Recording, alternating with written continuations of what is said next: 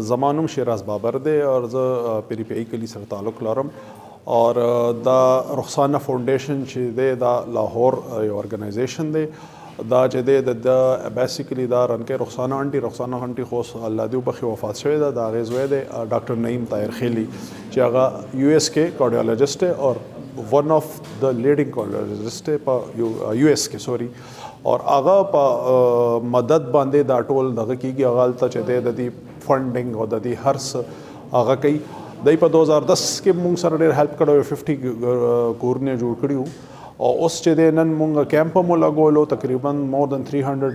دغه چې کوم دی مونږ پیشنټ چې دی هغه چیک کوو ود میډیسن یې موږ پرووایډ کړو او هغې سره چې کوم افیکټ وو هغه مونږ آیډنټیفای کړي تھرو ډي سی چې کوم لیسټ ورکړی ډي سی آفس نه مونږ اخیستو هغه تھرو باندې هغه آیډنټیفایډ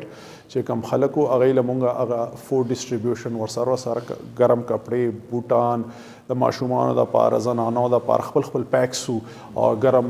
رضایانې او بالښتونه دا هر څه تقریبا 500 پیک کړي خو چې هغه چې ټوټل کور وکړ نو 1300 کور تقریبا تھینک یو سر جی بالکل دی سپیشل چې دا میډیکل کیمپ لګېدلی نو دا چې سیلاب نه پس ته چې کوم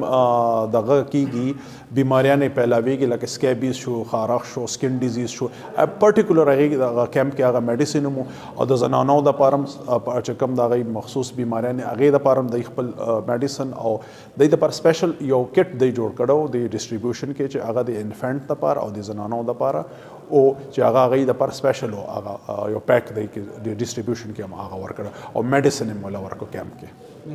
تھینک یو